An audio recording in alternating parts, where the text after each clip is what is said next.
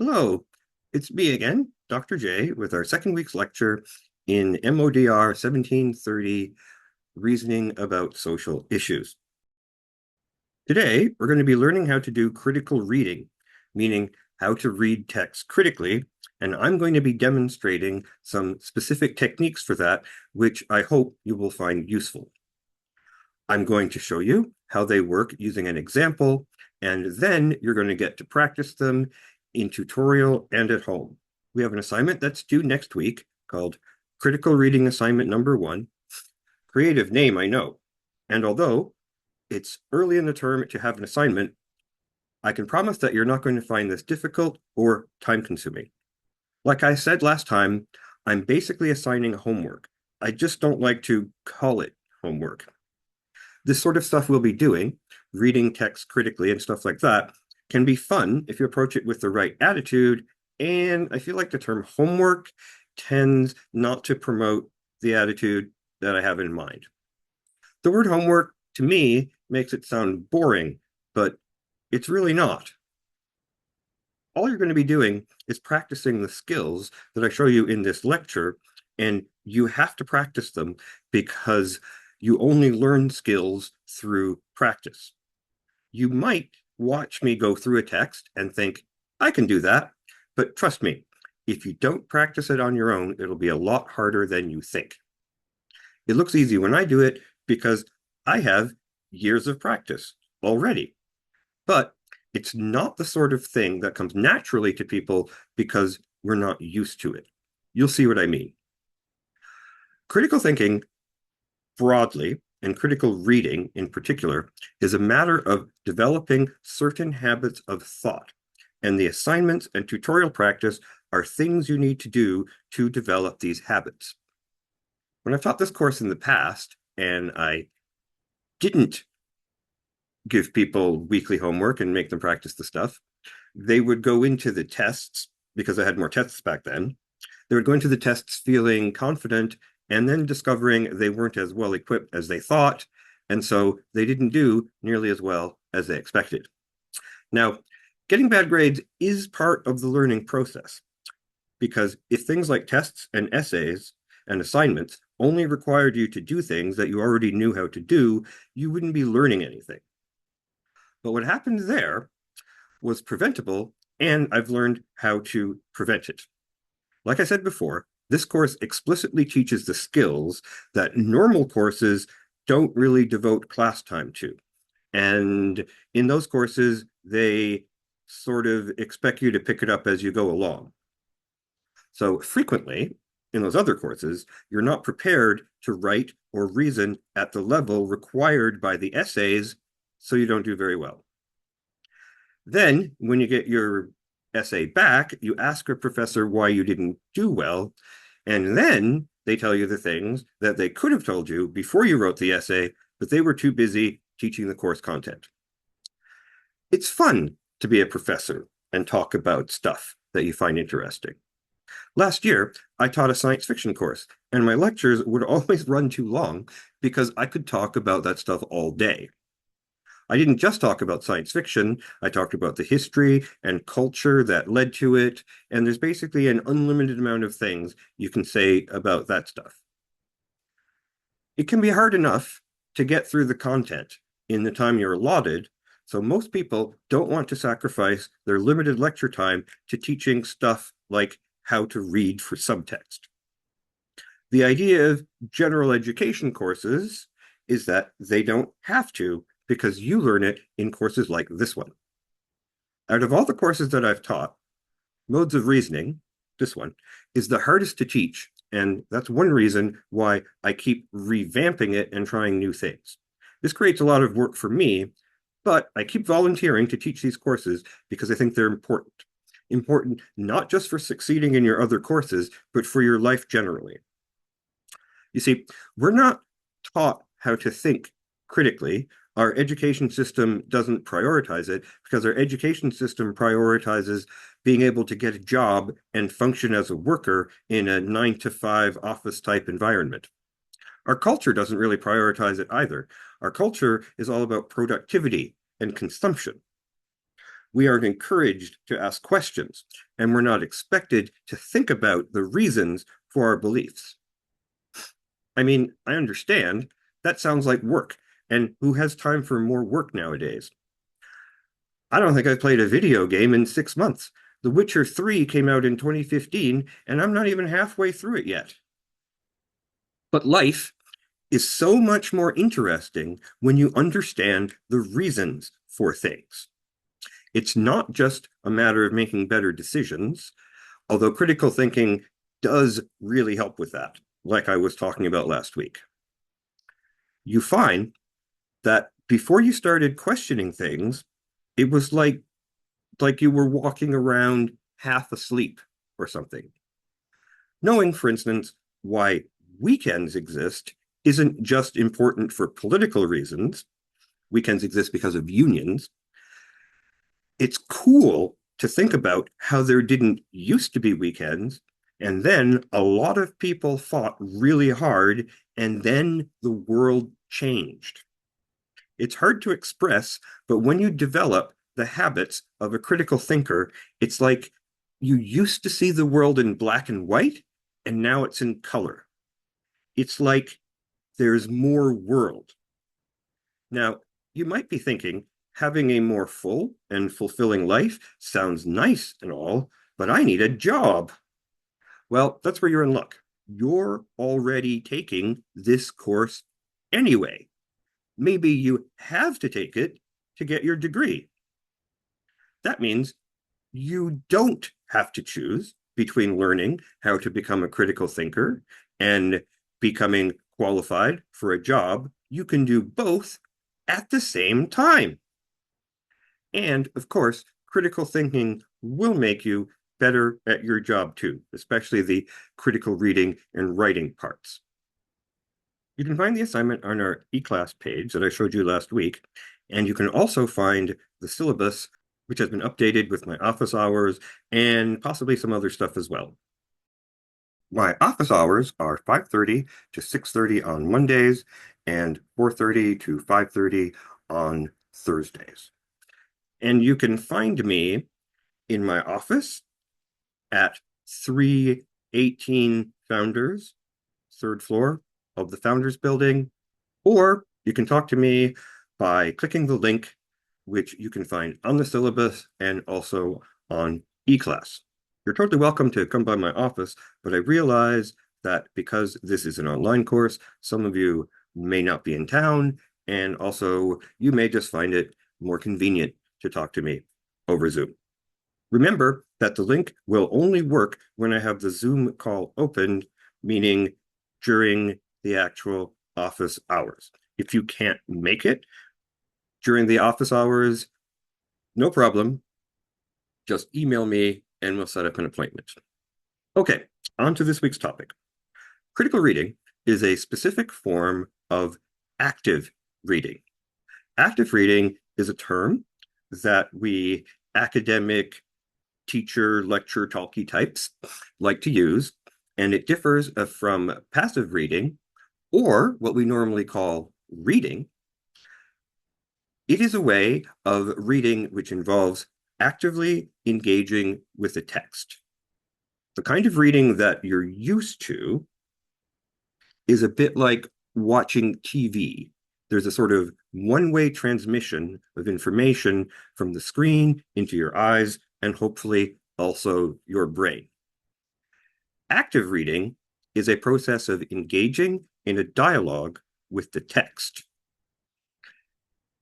I'd like you to think of it as being like having a conversation with another person where the other person is the text. I mean, regular reading is a bit like having a conversation with another person, but it's a one-way conversation, a bit like the conversation that we're having right now. Reading is a way of getting something. Reading is a way of getting something from another person's brain into your brain, even though that person isn't necessarily in the room with you at the time. They could even be dead. In fact, some of the texts that we read are thousands of years old, and the fact that reading can give you access to the thoughts of another person who's been dead for thousands of years is pretty amazing, in my opinion. Active reading, on the other hand, unlike regular reading, is a bit like a two-way conversation. You ask questions of the text, you make guesses at its meaning, you interrogate it, another word that we academics like to use, by trying to get more out of it than the surface meaning of the words and sentences. This involves marking up the text.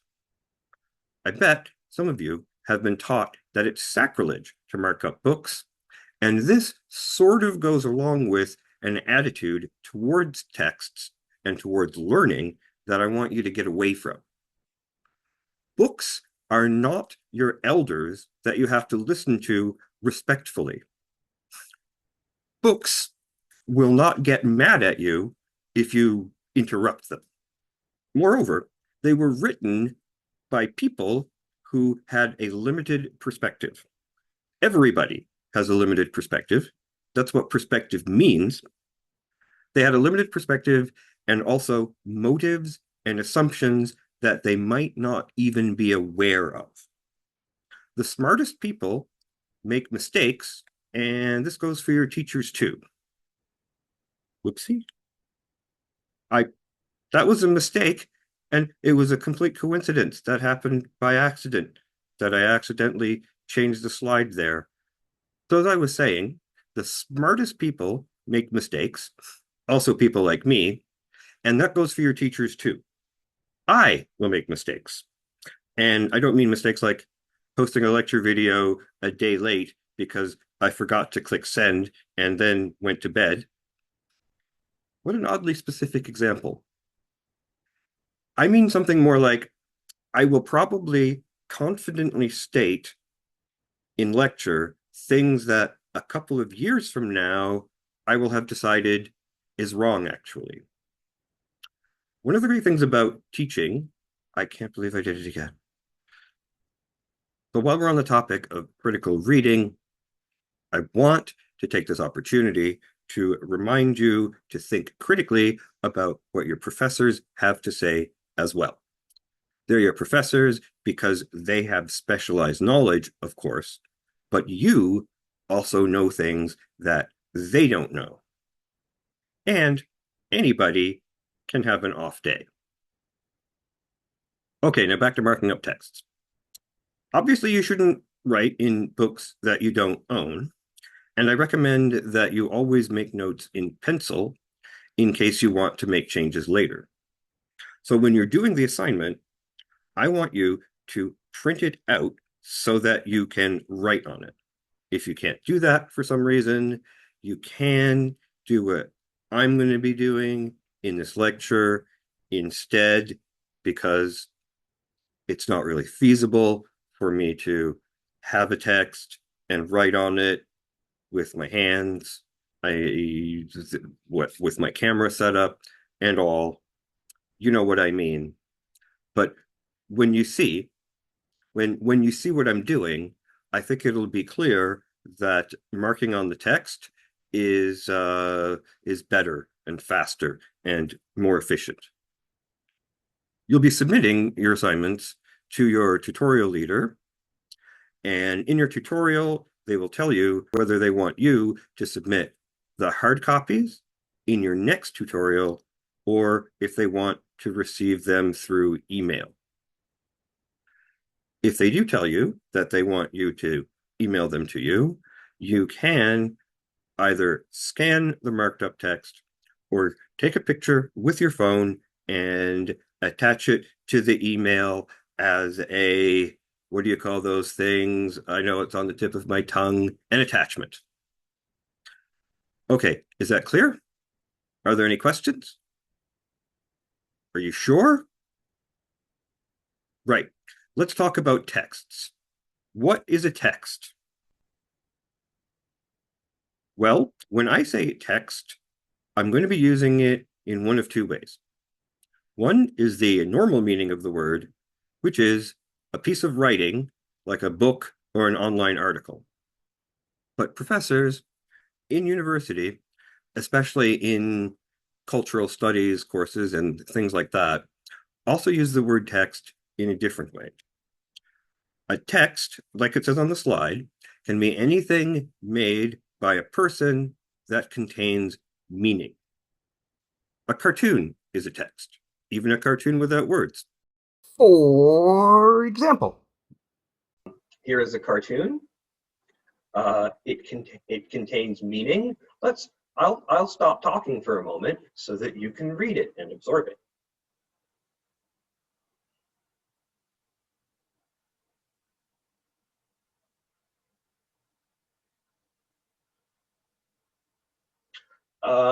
A text can also be a chart. A chart is a text.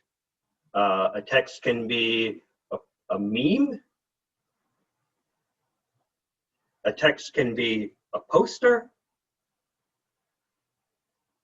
And some very strange people will even tell you that a text can be like a statue or a building. A piece of architecture could be a text because it's something made on purpose by a person which can contain meaning. So although these critical reading techniques are definitely, absolutely, mainly focused on text in the traditional sense, text in the written form, we're also going to be talking about other forms of texts, such as memes and posters and cartoons, and these techniques are designed to help you to understand those better as well. Why don't we have a look at some of these? Okay, first one, the cartoon. So we have a white man in a suit, which is obviously code for a conservative. And he's saying, it's time to reclaim America from illegal immigrants. And to his left, our right, is someone coded as Native American saying, I'll help you pack. This cartoon is funny, but it's using the humor to make a point, possibly even an argument. Would anybody want to tell me what it says? What do you think it says? Don't bother to raise your hand or anything, just speak. They're basically saying that the guy saying that illegal immigrants need to go, he's also an illegal immigrant because he wasn't born on this land, or he wasn't the original person, he wasn't native. Yeah.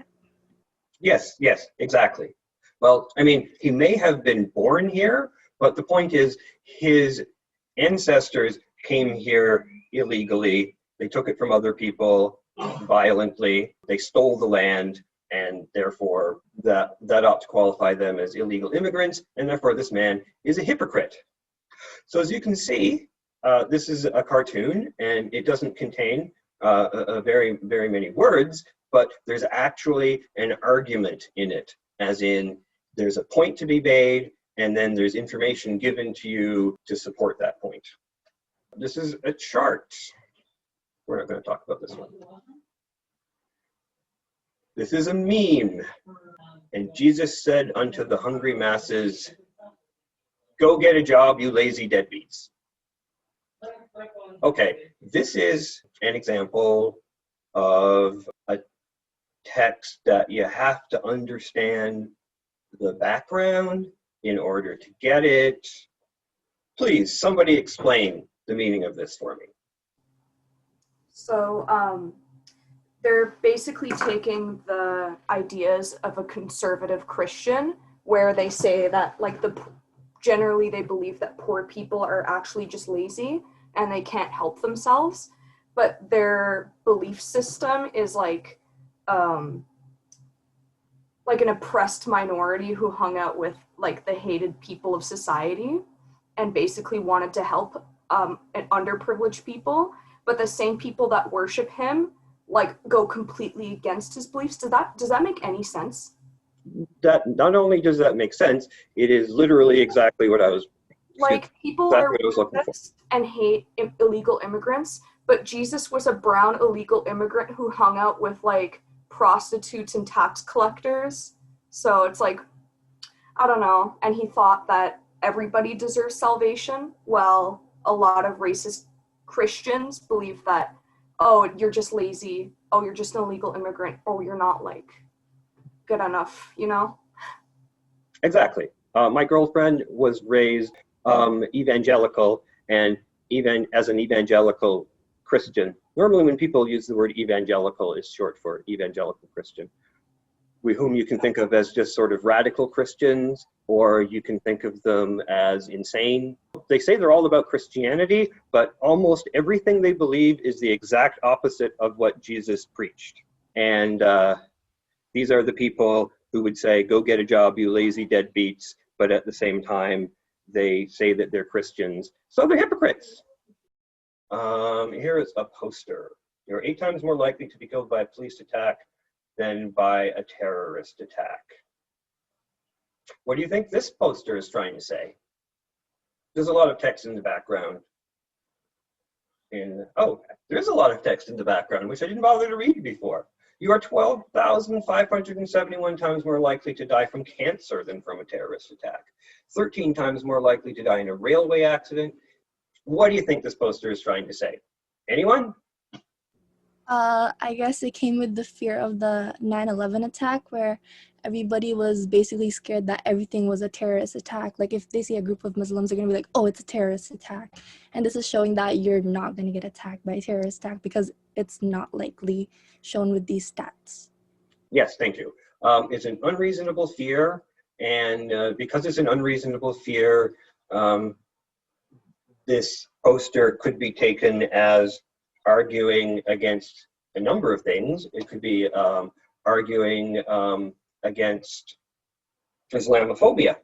It could be arguing against restrictive immigration laws. And since the one that's spotlighted, the one that's in the front, the one that has an image, the one that's in red text, you're 8 times more likely to be killed by a police officer than by a terrorist attack.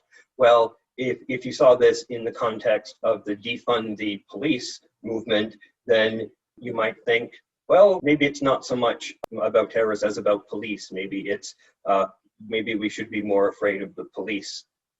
I feel like it could even be like subtly suggesting that the police are kind of a form of domestic terrorism in and of itself. Ooh, I like that. I didn't think of that. Wonderful. Okay, so we're already learning how to read texts critically. We're finding the implicit meaning, which might not be there contained in the words themselves. These techniques of critical reading involve, like I said before, actively engaging with the text, having a conversation with it like it's another person. You'll be doing stuff like putting its claims into question, thinking about how the different parts fit together, and seeing how the text fits into a context and how that context maybe affects its meaning or what you should think about it.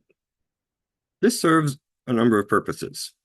Obviously, it will help you to understand the text better, but it will also be helpful if you're reading the text mainly in order to get information, which you then memorize for writing a test or something.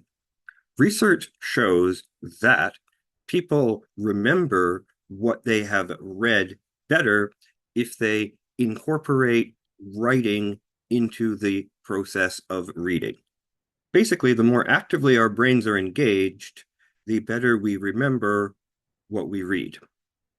A very important purpose of critical reading, from the point of view of critical thinking, is determining whether you should accept what the text says. We're mainly going to be looking at texts that present some form of argument. They present a position and try to persuade you of it.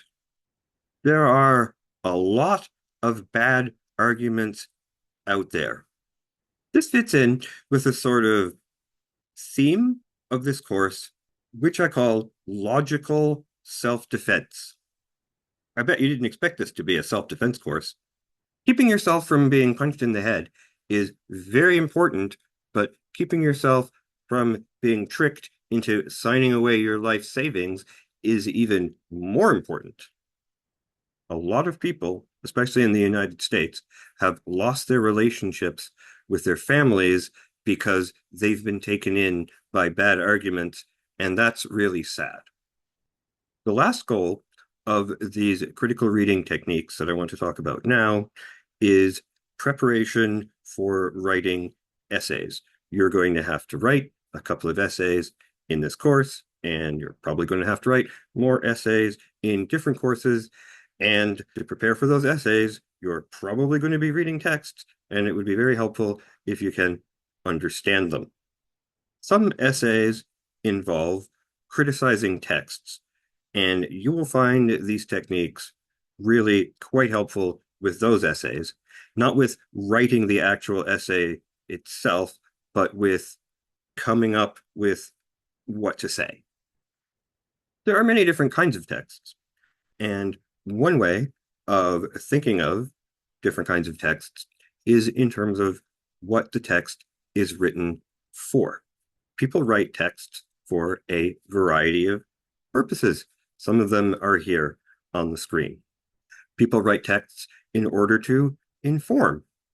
They write texts in order to explain, which is similar to, but not the same thing as informing.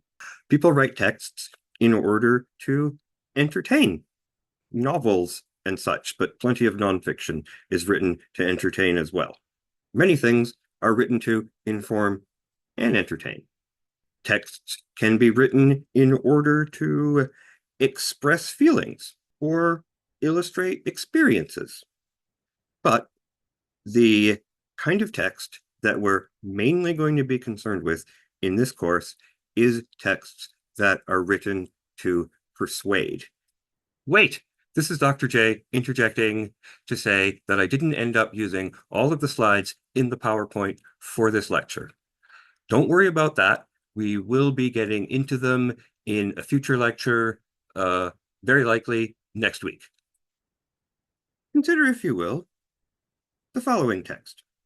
This is an excerpt from a page on the site for an organization called the Marriage Institute. It may or may not still be there on the site, and I may have edited it. I first found this a few years ago. I'm sorry about the red line here. It's like a part of the, well, you can see, it's just like a part of the PowerPoint format for separating headings from content, but I didn't want to shrink this down so much that it fit under the red line. And I actually tried for a while to figure out how to remove the red line, and I couldn't figure it out. It might not be possible. My apologies. Let's just read the text. With the growing acceptance of homosexuality, now that science has shown it to be genetically caused, many groups are advocating to extend the legal status of marriage to include same-sex couples. We believe that altering the definition of marriage in this way would be a mistake. Throughout history, marriage has been defined as the union of one man and one woman. The foundation of a safe and productive society is the traditional nuclear family. Many believe that it is the decline of the nuclear family that is responsible for the marked increase in crime during the 1990s and 2000s.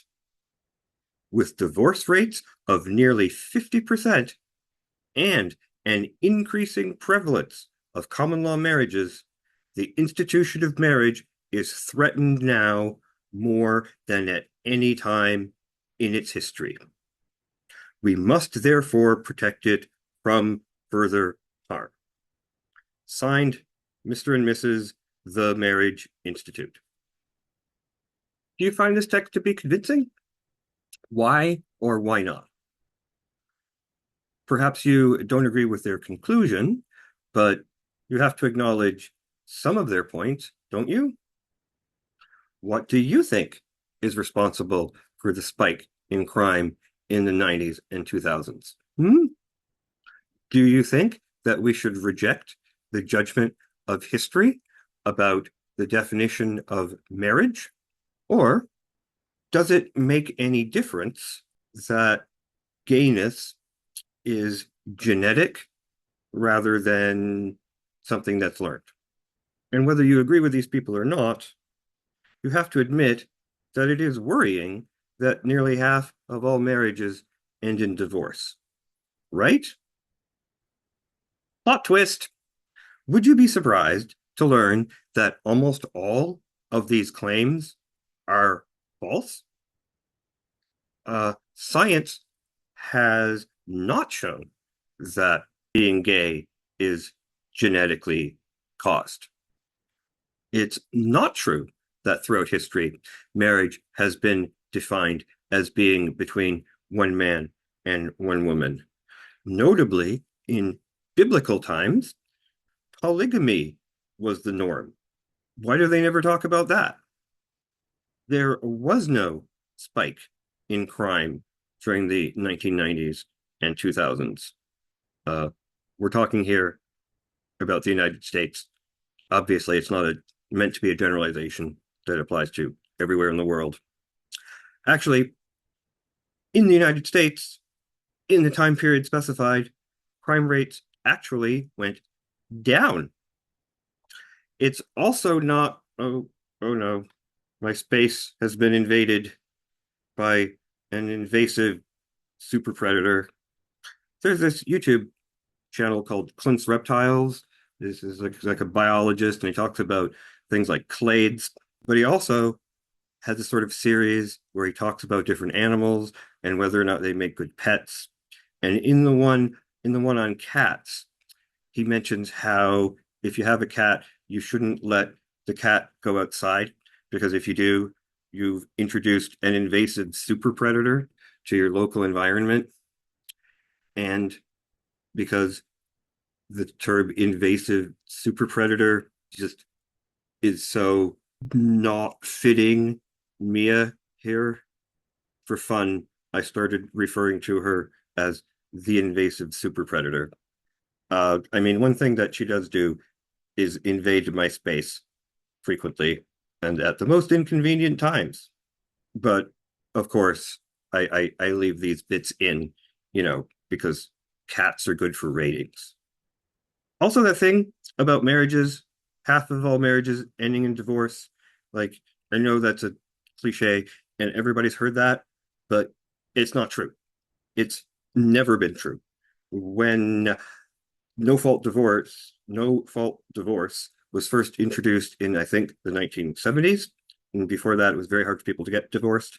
When people suddenly were able to get divorces, then divorce rates went up to 42%, 40 something, not 50%. They never reached 50%. And since then, divorce rates, like crime rates, have been declining. So the point of that little exercise was to demonstrate that a big part of critical thinking is simply questioning what you read and questioning what you hear. A lot of things we hear seem okay or even persuasive at first glance, but fall apart as soon as we start asking questions like, why should we think this is true? Or why does that thing follow from the other thing? If I can get you into the habit of questioning what you see and hear instead of taking it at face value, that's half of what I want you to get out of this course. What we call common knowledge often turns out to be false. I want to play a little game now. I'm going to read you a statement which is regarded as common knowledge, and I'm going to ask you if you think it's true or false. In prehistoric times, life expectancy was approximately 37 years.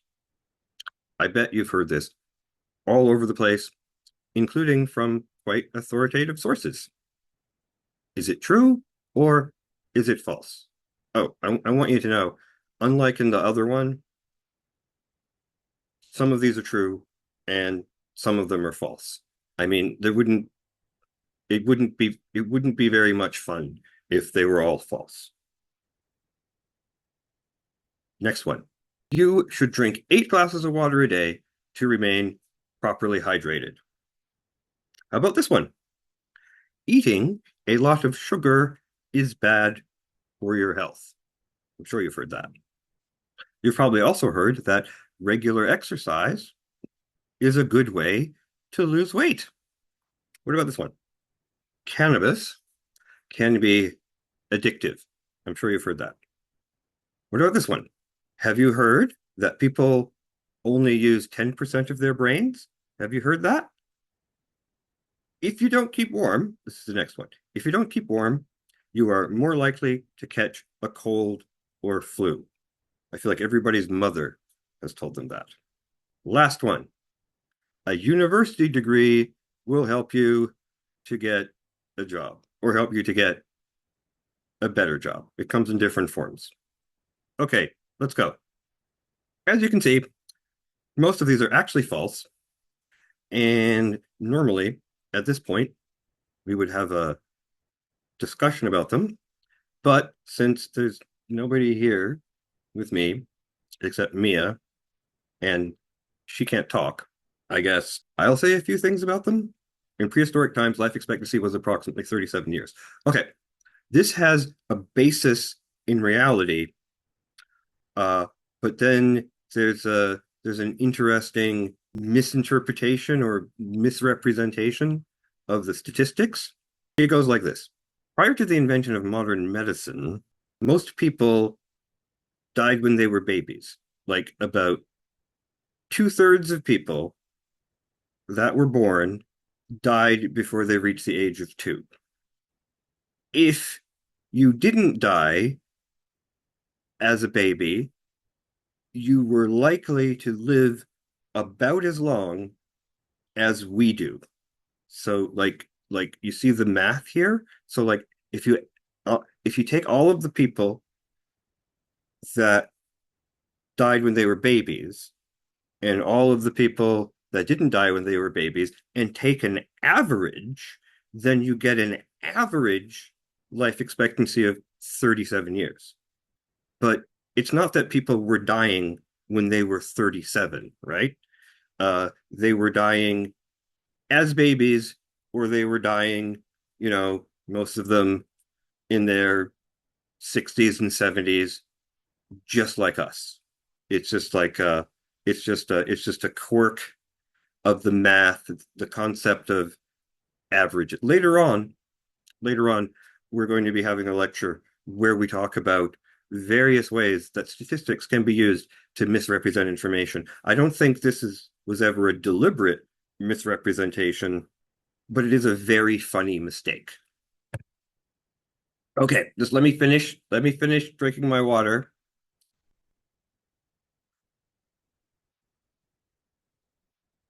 I need to take a big drink of water there.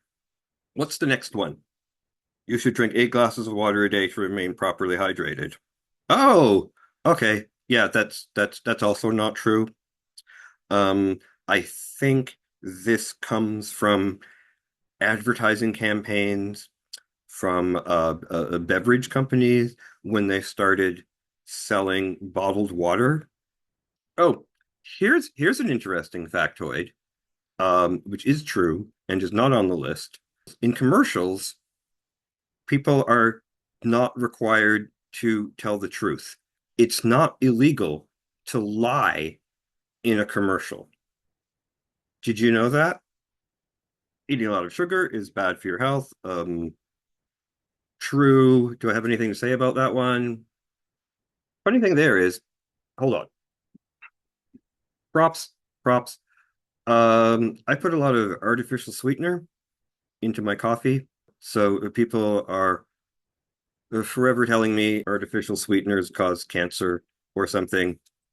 Well, it turns out the evidence for them causing cancer or other health problems is pretty weak. What we do know, however, is that sugar absolutely is bad for your health when you consume it in large amounts. So you're definitely better off going with the artificial sweeteners. Regular exercise is a good way to lose weight. I'm sorry to say, this is not true. Regular exercise is good for your health in a bunch of ways. It's good for your like physical health. It's good for your mental health. It increases your life expectancy. It gives you more energy, heightens your mood. However, it just turns out that exercise is not a very good way to lose weight for a variety of reasons. Burning calories takes a surprisingly long time. Um, it takes about an hour of vigorous exercise to burn off roughly the same amount of calories that you would get in, say, a can of Pepsi or a glass of juice. So you're much better off just not having a sugary drink. Like that is much easier than working out for an hour. Another reason is that working out makes you hungry. And let's move on to the next one. Cannabis can be addictive. I mark that as true. Um, if I had written cannabis is addictive, then I couldn't really have marked it true or false. Like, there's a lot of literature on this. Kind of comes down to how the word addiction is just not used consistently. Cannabis or Mary Jane is not addictive in the way that, for example, heroin is. It's not normal to get what is that called? Withdrawal symptoms. If you're a heavy user and then quit, as it is with heroin and other, I don't know, I want to say classically addictive drugs. However, we do use the word addiction in other contexts. People talk about porn addiction or social media addiction or video game addiction. So in that case, we're not really talking about chemical changes in your brain so much as, you know, something being habit forming. Anyway, so yeah, cannabis can be addictive. Oh, yes, it absolutely can be addictive, but we all know people who have it now and then and they're just whatever. People use only 10% of their brain. I don't know. I don't have that much to say here. I put in 10%. I feel like everybody's heard some version of this. Sometimes it's 10%. Sometimes it's like 20%. Sometimes it's 7%. Sometimes it's like an oddly specific statistic like 17%. It has absolutely no basis in reality. The brain has become well mapped, and every part of it does something. You use 100% of your brain. So, false.